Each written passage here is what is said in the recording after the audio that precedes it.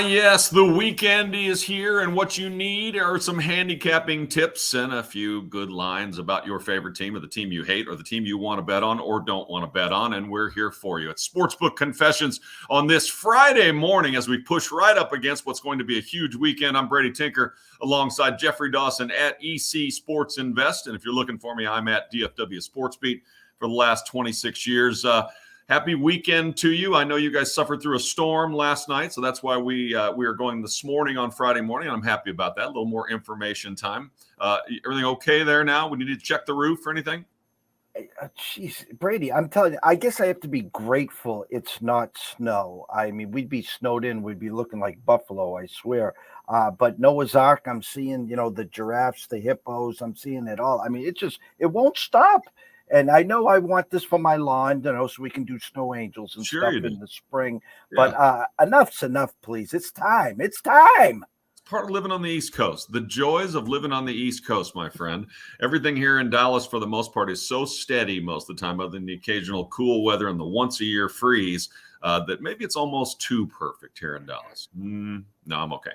Time to start with the NFL divisional rounds. They are here. Let's start with Saturday's games. The number 4 seeded when this thing began, Jaguars, at the number 1 seeded Chiefs. The Chiefs are 8.5-point favorites. The over and under I had last night was 52.5. So correct me on any of that if you need to.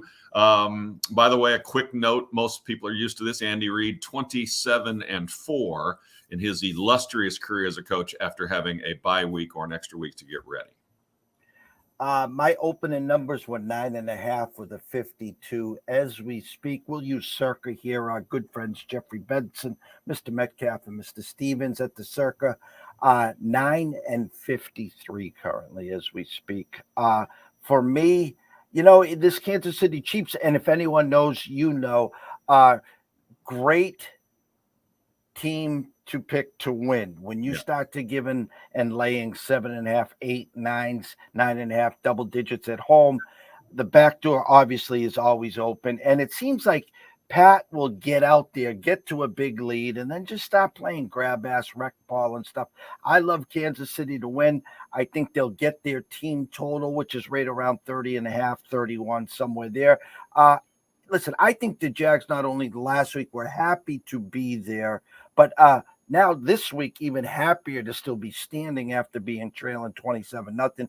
Obviously, a good coach, good young team. Yeah. They're going to be fun to watch next year. Kansas City wins. Look at some team totals. I think the public will just jump to the over at 52, 53, grab their popcorn, grab their pom-poms, and hope for a shootout. These two teams did play during the regular season, 27-14, I believe, Kansas City, in a game that was contested the entire way. It looked like there was one team that was just better than the other and more mature in these roles. The Jaguars were down 27-0 last week and came back and won, in unprecedented fashion as the Chargers went ahead and got their coach fired. Doug Peterson was with Andy Reid for 3.5 or 4 years in Philly and took over for him. So they are very familiar with each other personally and in their styles of play. The only thing that stands out for me here that has me thinking the Chiefs might actually cover and just blow them out is Mahomes trying to finish off MVP. And I know this game doesn't affect that. The voting's already done. But he's looking to put something on the board to let the next people know, which is either Cincinnati or Buffalo, we're better than last year. We are mentally tougher than last year. I found all kinds of statistics on the improvements of Mahomes across the board this year versus last. So I have a feeling this is a Mahomes-driven game. But you're right. The Chiefs defense may allow some backdoor covers, and you are absolutely right. The Chiefs have hardly covered a large number this year all year. So I feel you on that. I want to ask you from a Kansas City standpoint, you want to set the tone. You want to set an example, and you want to sit back and say, hey, boys, Cincinnati, Buffalo, you want to make a statement. You want a piece of this next week? But part of me, this reminds me of the Patriots, the 2 decades, the tomato can coming in. Now the tomato can is the Jaguars here. It would have been a lot better game, obviously, if it was the Chargers. We know Mr. Herbert has played well against you guys. Sure. But my question is twofold. Could Kansas City be peaking? And when I say peaking, just saying, all right, let's just stay healthy here. Let's win. But we're going to save part of the playbook, obviously, for next week. That's number one. Number two, is there any part that you start rooting for Cincinnati so you don't have to leave Kansas City? Or you're saying, shit, we're going to end up being in a track meet in Atlanta, neutral site, against the Bills next week? I think it's probably, if you talk to fans, a 50-50 split because, yes, we want to be at home against Cincinnati because we'll be at home and it's a celebration. The fans affect the game at times in Kansas City with their noise decibels. On the other hand, Kansas City fans and the Chiefs all know we've lost either 3 or 4 in a row to Cincinnati. 2 of those, the Chiefs had big leads, including last year's AFC Championship game. And Cincinnati made marvelous adjustments at halftime and literally took tons of things away from this Chiefs offense. So I think the idea of a track meet indoors against Buffalo, especially the way that Josh Allen is playing or isn't quite playing right now, probably suits most fans a little bit better, as much as they'd like this game to be at home. So I don't know if that's an answer. And to be honest with you, personally, I haven't decided either. I worry that in a perfect indoor facility in Atlanta, that maybe Josh Allen's group has a little bit more at the skill position players than the Chiefs do. McCole Hardman still isn't practicing this week. He's not the biggest part of the Chiefs offense, but he is a big part. That straight line 4-2 speed comes into play once or twice a game. And this year he scored quite a few touchdowns. Kadarius Toney needs to be a bigger part of this. Their running game seems to be better with a really genuine 2-headed monster. But I think I just ran around the answer. I think it doesn't make any difference. Getting the number 1 seed for the Chiefs was a great stroke of luck, how that happened. Not that they wouldn't have got it, because I think Cincinnati was going to win the game when the young man had the heart attack, and then the Chiefs would have got number 1 anyway. But I think overall it was great because they didn't want to play both Cincinnati and Buffalo, right? So they just didn't. So this works out well for them. I'm not sure if we know the answer. I think smart money would just say, hell yes, you want to be at home against Cincinnati, playing in your stadium. They've figured you out 2 or 3 times, but Andy's had a week to get 200 new plays out. And yes, give us Cincinnati at home to have a chance to go to the Super Bowl again. And it was kind of a shocker. Up early this morning, I was watching in the background, I had VSiN on, and they had someone on there and his power rankings. He had Kansas City, and you'll be surprised at this, 5.5-point favorites against the Bengals next Sunday if it does happen. So again, a little comfort there for you to say, hey, we know you've done it a few times, but that's a pretty strong statement, 5.5-point favorites against a team that's beaten you the last 3 times. I think the difference in the Chiefs this year is the quarterback, and it will have to be as the playoffs go along. And the good news is, as young as he is, he's had tons of experience in this. He's been in these games with this coach and this offensive coordinator. Not much has changed except he's missing Tyreek. But maybe this offense is in some ways better because he uses more of the tools. So we'll see. The number 6 New York Giants, very impressive, reminding me of the old Big Blue Wrecking Crew teams of the late 80s and early 90s, are at number 1 Philadelphia. The line I had last night when I went to bed was 7.5 for Philly at home, 48 over and under. And everybody's big question is, how is Jalen Hurts really? And I don't think we know. He did enough in week 18 to help them win that game and gain the number 1 seed. Has had a week off. He's young. He probably should be fine. But it's a shoulder. And his effect on that offense being a genuine dual threat where he's not afraid to pull it and run all the time and dive into people is massive. If he's different than that, then they're different. This is 3rd time divisional game. They know each other inside and out. The uncertainty of Jalen Hurts is a big factor. At 1:00 today on EC Sports Invest, we'll have Dan Alexander from Philadelphia. Hopefully we'll get some inside scoop on exactly how he's doing. This is an absolute coin flip. I want to lean Giants because they remind me of those Giant teams that beat the Patriots. Yeah. But as we talked about the Jaguars, the Giants, again, might be that team that says, hey, we're happy to be where we're at. We're a little ahead of schedule here. We just went on the road. We beat Minnesota. Now we got to come back to Philly. Again, a team sitting with a week off, a team that put 48 up in New York. a team that week 18 was 14-point favorites and allowed the Giants to come back and cover, but Philly got the number 1 seed. The only thing I could say is I'd be leaning some team totals again. Look for Philly team total maybe over, maybe the Giants team total over, but I still need to hear more about Jalen, Brady. With you. If all things are equal and everybody's healthy, both these Saturday games look like the number 1 seeds really probably should roll. I'm not saying that it will, because it's rarely happened this year. The teams, with whatever it is, 8, 9, 10, 11, 12, 13-point spreads have rolled. On the other hand, this is the divisional round of the playoffs, and if you're ready, you're ready. On Sunday, the number 3 Bengals will travel to the number 2 Buffalo Bills. Certainly on the docket for me as I eyeball it, the game of the week. No disrespect to anybody else. Dallas at 49ers looks good too, but Bills -5.5 at home is what I had last night. 49 on the over and under. The 2 hottest teams in the AFC are these 2 teams. One has a 6-game winning streak. One has a 7. Both teams playing good, and you look at quarterback, skill position players, and underrated defenses maybe by both. This is going to be a great game. It just is. I'm shocked at this point, meaning my initial numbers was 4 and 50. I thought we'd be getting a lot more Bengal money. I did. But now don't forget, preseason favorite from a lot of experts, Bills. We here at ECSI in August gave up Bills AFC champs, Bills Super Bowl champs. Obviously, what happened a few weeks ago with DeMar, where they are today, the line is, as you said, is all the way up to 5.5 and 49.5. People ain't buying the Bengals and Joe. This defense in Cincinnati has given up 17 or less like a bazillion times now. I always say it that way, but you got a team total on this Bills right now at right around 30. So 28, 29. Surprised 5.5. I like the Buffalo Bills team total to get over, believe it or not.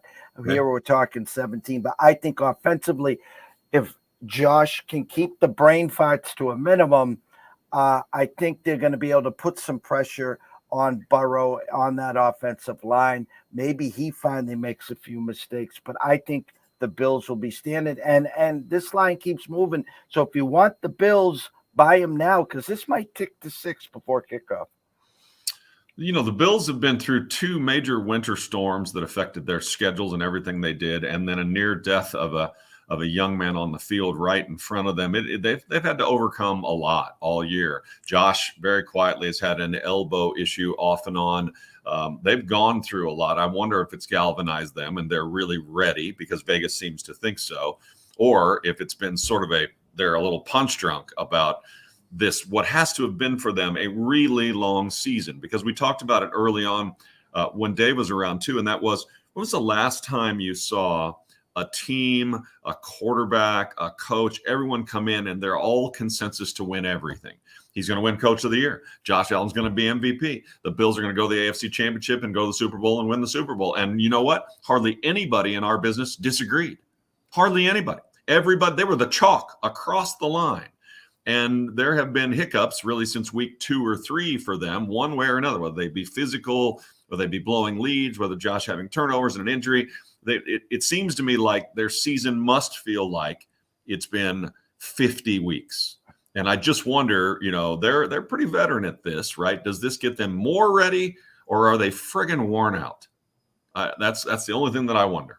And the fact is, they're home. The goal was, to circle the wagons through Buffalo in January. Yeah. The Bills Mafia, the snow, the bare-chested, breaking tables. Well, they're going to get one game at this, and then most likely another game on a neutral site. So I think they're going to leave Buffalo, and they're going to want to make a statement here. And the numbers telling me I think they're going to, Brady. Bengals been whining really for almost since the entirety of it, since that game didn't get played, about how their plight was affected so greatly, and that the NFL went to work and did the best it could do to make everything fair for everybody except poor Cincinnati. And I also wonder about that with a bunch of 20-somethings, right? Kids woe is me doesn't necessarily hang on them very well because they can't say, well, these guys disrespected us or someone said something. Nothing got done. This was an NFL decision to try and, and I don't know how they did in this decision, to be honest with you, but this is what they came up with. But Cincinnati's not at home saying they screwed us or they talk bad about us or whatever else. They're basically saying, woe is us. The rules that the NFL set about were fair for everybody except for us. And I can see 20-somethings with their heads down, daubers down, as my dad used to say, and it having an effect on them. Maybe that's part of this. The number 5 Dallas Cowboys exercised plenty of demons in Tampa to snap a 30-year losing streak, if you will. And that's not really accurate, but it had been 30 years since they had won a road playoff game. You're like, whoa. They will be at San Francisco to take on the number 2 seeded 49ers. As I went to bed, it was 3.5, pretty small number for the 49ers, and an over under 46. What is it as we wake up this morning? And give me some thoughts on this game.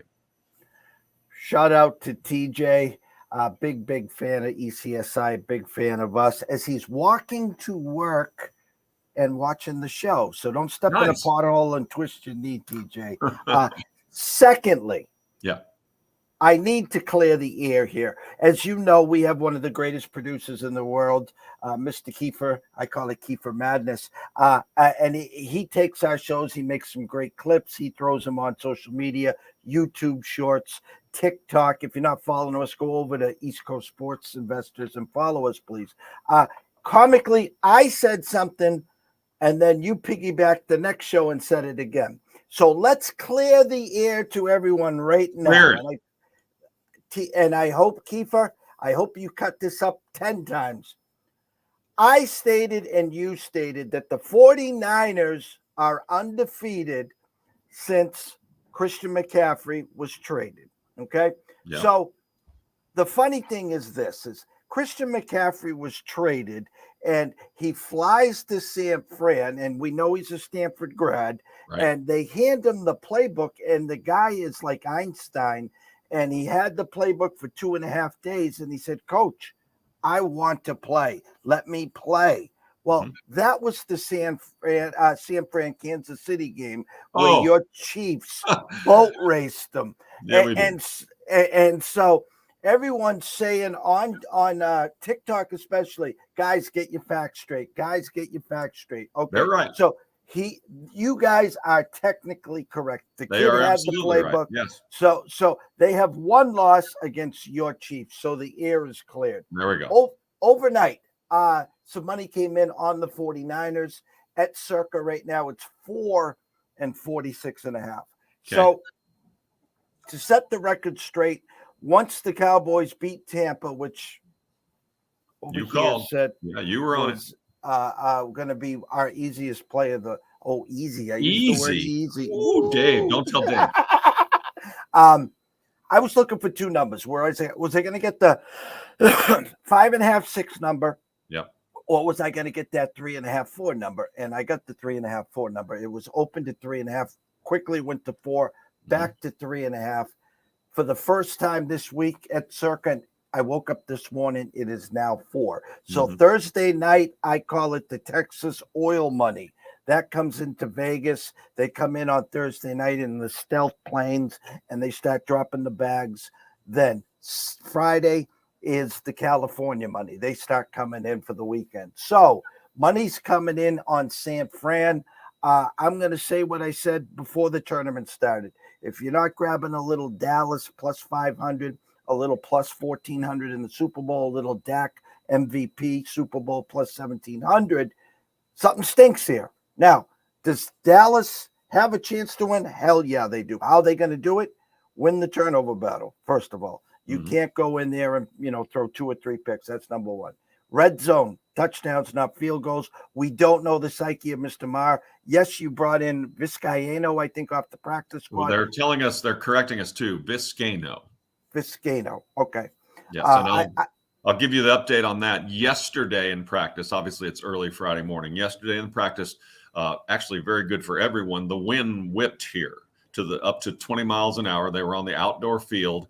And Brett Maher was 6 for 6 while the media was watching in windy, whippy conditions. Vizcaino was 3 for 5, and actually 2 of the 3 barely snuck through. So at this point, Maher has overcome, it seems, and Mike McCarthy has been through this before, and I'm blanking on the longtime kicker in Green Bay, who's still there. Mason Crosby. McCarthy told us, hey, Mason Crosby had a 5 kick miss game with us. Mm-hmm. And we went through this, and we have kind of a process for that. Conversations, trying to peek in the psyche a little bit, getting feedback from the player, and then setting up either exactly what we normally do or changing things just a hair.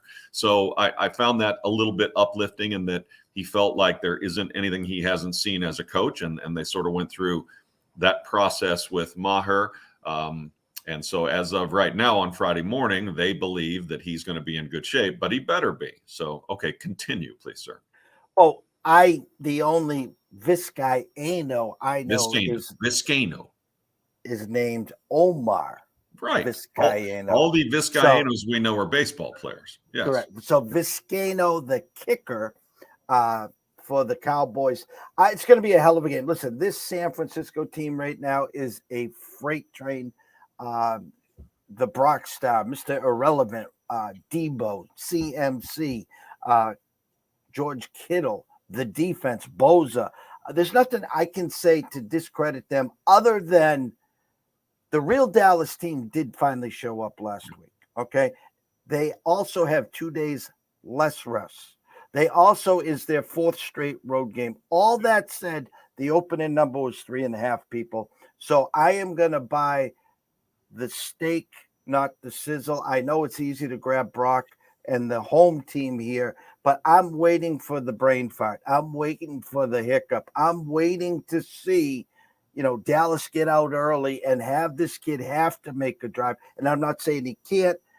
46.5. I'll give you, I'm going to give you 24-23 Dallas. Mayor from 43 walk off for the win. Won't that be juicy? Okay, so a few more inside details. First of all, the 49ers haven't really had any negativity or anything go against them since McCaffrey's first 10 plays of the first game when they lost. Up to this point, it's all gone almost very smoothly, other than the little hiccup in Oakland or Las Vegas against the Raiders. Other than that, it's been easy. So how will Brock Purdy respond when he gets smacked in the mouth? How will he respond if the 49ers are behind? They hardly have ever been behind. It's a young mind that is 6-0 that hasn't played really only one what you would call good team in those 6 games, and that's Seattle, and he played them twice. So those are questions. The Cowboys are also very quietly not bringing this up except to people who get to stand there and listen. And that is, this is where the Cowboys season ended last year at AT&T Stadium against the San Francisco 49ers in a game where Dak tried to run 12 yards when he only had time to run 10, whatever that play was. It didn't make any difference. The bottom line was, and all of the Cowboys admitted at the time, they were way more physical than we were.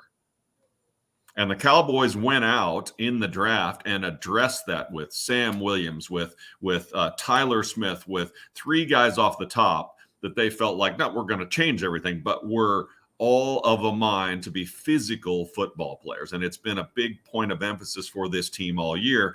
And I've noticed it. They've been better. Now, they had a little hiccup about 3-week stretch there where they didn't tackle very well, especially against running backs. That has been shored up to this point. The safeties are flying around. Van Der Esch is back healthy. So we'll see. But all I know is the Cowboys are still wearing, not the victory over Tampa, they're still wearing last year's physical ass whipping that they took from San Francisco. And mentally, they feel like they're ready, that the offensive line will attack Bosa, that the defensive line will attack a really big, good offensive line. And then the other thing they know they can't be, and this is what their head coach is so good at, is he's so good at running plays and designing plays that for all the world to everyone look like this is going over here. We can see it. And in the end, it goes over here. And he's brilliant at it. And so they are really, they've been looking at it, not only their games, but other games, and trying to decode the little tells that may be there that offer you sort of like screens, right? Screens. All of a sudden, the big defensive lineman recognizes the screen, and all of a sudden, it's free to get to the quarterback, right? And you like go, "Uh-oh, this ain't right." Well, that's what the Cowboys are working on here. So that's all a peek behind the curtain for what Dallas thinks is coming and how they are mentally. And then on top, did we witness, Jeff? Did we witness this good team that's won 24 games the last 2 years getting over the proverbial hump, right? They were supposed to beat Tampa. Tom wasn't playing good. They weren't playing good, but there were demons and ghosts and records and 26 years of fans who are walking around with blood on their shirt because they're dying over this shit, and they kicked their ass. So now are they catapulted because of that game as well? I don't know the answer to all of that, but it's interesting as hell to think about. I think you're built and you're designed not to just compete, but you are built to beat this team. Yeah. You have the physicality, you have the offensive weapons, you have the running game to play keep away if you have pass to. rush to get after Purdy. Exactly. And Yep. that's going to be a big key there too, is start putting, it's easy to sit in the pocket and just look at your first read, your second read, your third read. Oh shit, George is open. Let me go back over here and let me hit Kittle, or hand it off to Debo. Okay. In life, Russell Wilson is before this year was one of these guys. We're like tea bags. We don't get working till we're in hot water. And we want to see what Brock's going to look like from behind. You really should be riding the high of, hey, listen, we didn't just go in and beat Tampa. We smacked them around. Hey, Tom, why don't you go retire, okay? Yep. Make that your last game. Because if you want to come back. Take Julio with you, right? Take Julio with you, and you guys scatter along. Really good watching you. Exactly. Again, you put some pressure on the kid, an early turnover, you get a Pollard touchdown, you get a Mar field goal. That's going to be big too. I agree. Get that first one, get the Don't you know it's coming? Don't you know the first drive is 10 plays for 67 yards and he's lining up for a 41-yarder? Don't you know it? I know. It's just sports. It's just sports. It really is. NCAA hoops. Let's do a couple of games. This is and listen to this for a minute, and because it just occurred to me as a slightly older gentleman. Number 14 TCU Horned Frogs traveled to the number 2 Kansas Jayhawks, and I thought my entire life in sports, these two teams, especially in football, were pretty much a joke. If, as a matter of fact, you remember in the day when Playboy magazine would do the worst teams, right? They would show the prettiest ladies, and in the back, every year, once a year, were the worst teams. And almost inevitably, Kansas was on it, and quite often TCU would jump on there. Now we watch these two teams play at really high levels, both be ranked, had a football game against each other in Lawrence, Kansas, where they were both top 20 ranked teams. Right? Whatever they call it, weekend, morning, whatever, college game day was there in Lawrence. I mean, they didn't even know how to get there. They had to get maps and all kinds of gyros and scopes. They didn't even know where the fuck Lawrence, Kansas was. And now here we are again, just after TCU gets killed in the championship game, but still had a hell of a season. And TCU is ranked, going to obviously number 2 Kansas, and they're always ranked in basketball. We can't get away from these two teams. At our age, at my age, that I was just like, damn, look at that. Here they are again. Just like global warming, it's here, people.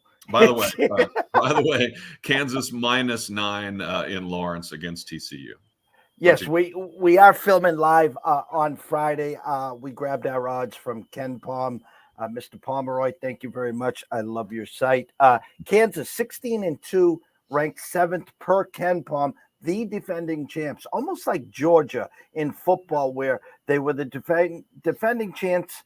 I didn't think that they would go undefeated. I thought they might sneak into the Final Four. I didn't think they would do what they did. In comes Kansas. Hey, guys, we're still the defending champs over here. Bill Self, I think 5-game self-inflicted, no pun intended there, 5 games he missed for some infractions that occurred, so he took one for the team there. 2 losses, November 25th against Tennessee, and then they're coming off a loss. Kansas State, overtime, 83-82 there, so they're going to be hungry. They're going to be waiting, obviously, not to lose 2 in a row. But the funny thing is, like you said, TCU, 14-4, Northwestern State, Iowa State, Texas, and West Virginia. They have lost 3 of the last 4. Right. Starting out, they won 13 of 14 and now have lost 3 of 4. Correct. So I think the number's spot on. I think Kansas will prevail. I could see them winning by double digits, but in the same token, I think TCU needs something to hold on to here because there's a good possibility they could have now lost after tomorrow 4 of the last 5. Ken Palm's got it 77-68. That might tip to 10 by tip-off. If you can get a 10, 10.5, sprinkle a little pizza and beer money on the Horned Frogs, maybe just to keep it close and covered. All right, number 5, UCLA travels to number 11, Arizona. UCLA working its longest winning streak in 6 seasons right now. And UCLA 3-point road favorite, -3. I didn't find the over and under. Take us through this one. Ken Palm, 78-75, UCLA. What strikes me here is, again, you nailed it. It was a road game here, and Ken Palm's got them winning by 3. 2 losses by UCLA this year, Illinois and Baylor, and that was early. That was game 4 and 5. Since then, they've rattled up 14 in a row. They beat Arizona State last night by 12. This Arizona team, I wasn't as high on as most people this year. 3 losses, Utah, Washington State, 2 games ago against Oregon. They beat USC last night by 15. I think the better team here is UCLA. I will guarantee you this, Brady. All day tomorrow, Saturday, Arizona will be that public trendy dog. You can get them +3, 3.5. I'm going to go on record here. I think they spring the upset. I think the Wildcats get it done. Keep an eye on the Wildcats +3, 3.5. A little pizza and beer money on that money line.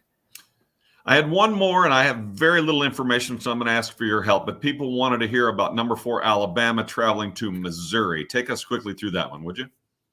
I can do that for you, sir. Alabama, no Nick Saban. Oh, no, we're talking basketball. Okay. Alabama, 16-2. Their first loss of the year to my UConn Huskies, who have lost 4 of the last 5, but that's for another show. And a loss to the Zags, who lost last night in stunning fashion to Loyola Marymount. Yep. Alabama, Tuesday, beat Vandy by 12. Ken Palm has them 87-80 win in Missouri. Missouri last night, we had 2 nights ago, we had their over against your boys from Arkansas. They beat 79-76. 4 losses this year: Kansas, Arkansas, A&M, and Florida. I think the number's high. I think Missouri's going to be a nice home dog. It'll probably be around 6, 6.5 by tip-off. Listen, Alabama lives and dies by the 3, and right now they are clicking on all cylinders, cooking with Crisco. But I think Missouri here is definitely a home dog. But take a look at that over. It's right now at 167. This is going to be probably first one to 85, maybe even 88, 89 is the winner.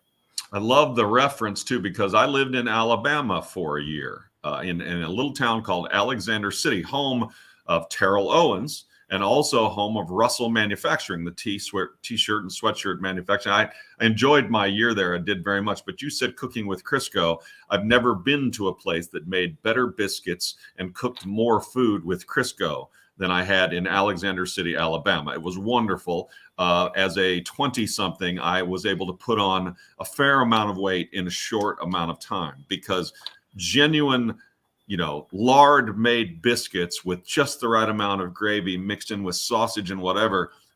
As a 20-something, you can eat a shit ton of that stuff. I'll just tell you that. Let's move to the NBA Friday night. The Heat traveled to the Mavericks. The Mavericks suffered a Christian Wood injury. He looks like he's out who knows how long, but it is a fractured thumb. I do not know which hand. But the point to this is the Mavericks are struggling anyway with being a mostly Luka team. Christian Wood had moved into the starting lineup and his minutes had gone up to maybe 32. He, along with Dinwiddie, gave them offensively a chance. They're a terrible defensive team and one of the worst rebounding teams in the league. And here comes another team who does something this Mavs group doesn't like. They're physical. So here come the Heat. Butler and Bam and Tyler and group. It's a bad-looking matchup, except it's at home. and it's the NBA. So maybe Luka has 64 and they figure a way to win.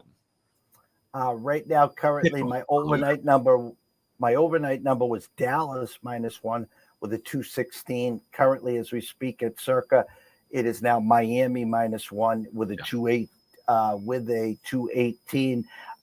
The heat is on. Basically, we queue up the there you go, Kiefer. The heat is on. Da-da-da. Still waiting for them. I'm still waiting for them to start clicking like the Toronto Raptors.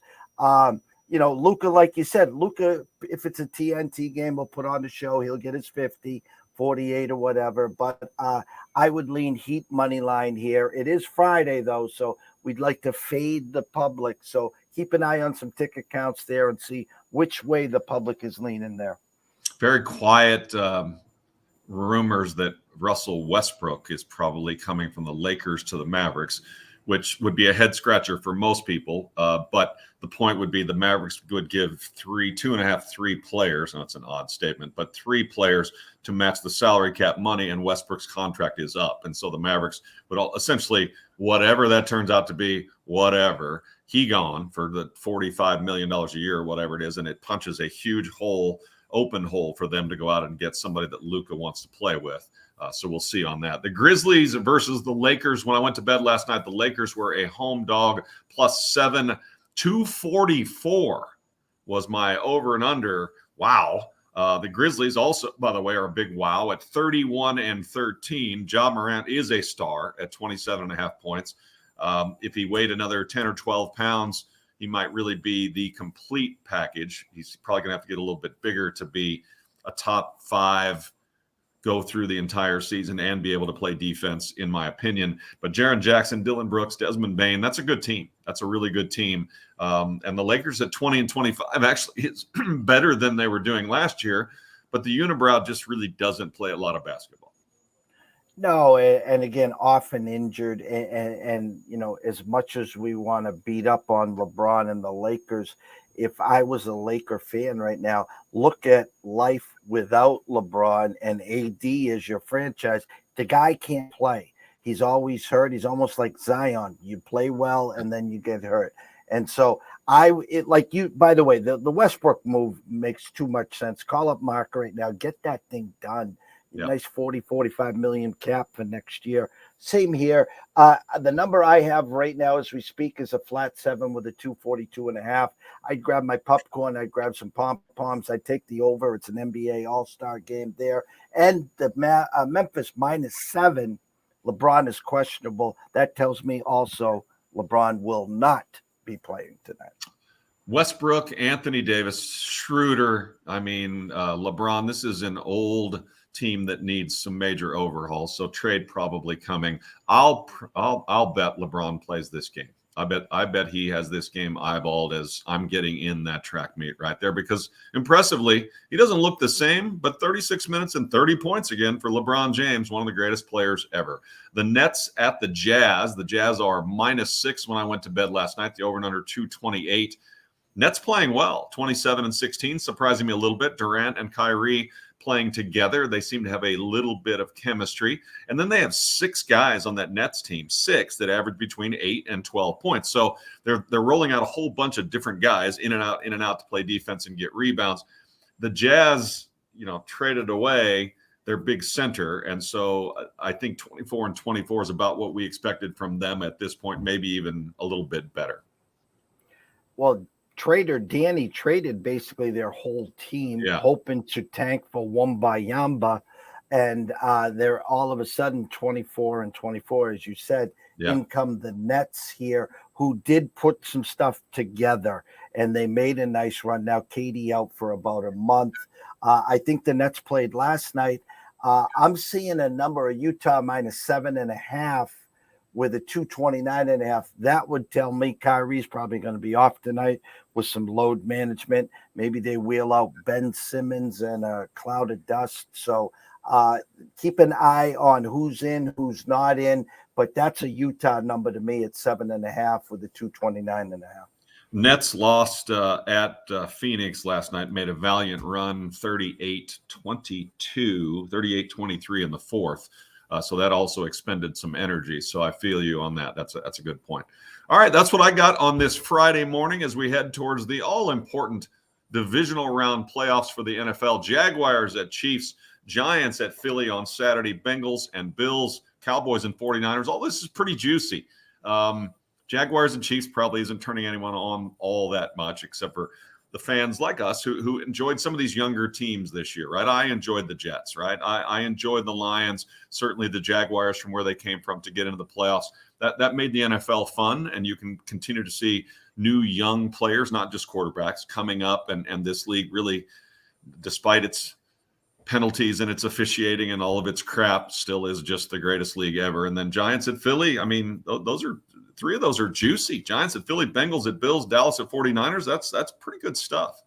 The funny thing, and it's not getting talked about enough, maybe because people just don't see it happening, but, and it's a big but, and it's a big if Dallas wins and somehow the Giants win, Jerry's hosting next Sunday, and we're not hearing enough of that. If I'll go on record here, I'll take a swing right here. I'll say next Sunday's games are Buffalo versus Kansas City in Atlanta. And I'm going to go on record here. I'm going to say it is Dallas will be traveling to Philadelphia for part 3, win and into the Super Bowl. Yeah, pretty cool stuff. Pretty cool stuff.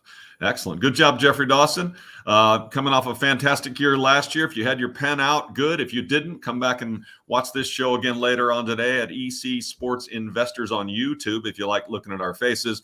I will be doing Off of the Helmets at 3:30 Central today. If you are Cowboy-centric, if you love them or hate them or just want more information, we've got a show chock full of how the Cowboys are going to go to San Francisco and get that game done as well. Enjoy your day, buddy. I had a good time. I did too. Enjoy your day, and I look forward to some good action and some reflections on Tuesday. It's going to be great. Have a good weekend, pal. You too.